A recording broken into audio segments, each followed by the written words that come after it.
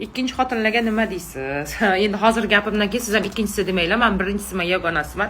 Agar biron joydan tap etib Kinder surpriz chiqib qolmasa, endi ikkinchi xotinlarga ham husumatim yo'q, chunki necha yillardan beri erini eplolmaydigan birinchilar bor.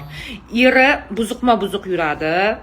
Faqat infeksiya tashiydi. Ana birinchi xotin kasal bo'lib qolaveradi, yig'laveradi, telefonda ushlaveradi, ostonasining tagiga homiladorman deb buzuqlar kelaveradi, hali unisiga, hali bunisiga, hali unisiga, alakan atida yuguraveradi-da eri. O'sha paytlar, shu kunlar ichida erining to'g'risidan tab etib ikkinchi xotin chiqadi. Qarabsizki, birinchi xotin necha yillardan beri eplolmagan erini ikkinchi xotin shunday jilovlab oladi.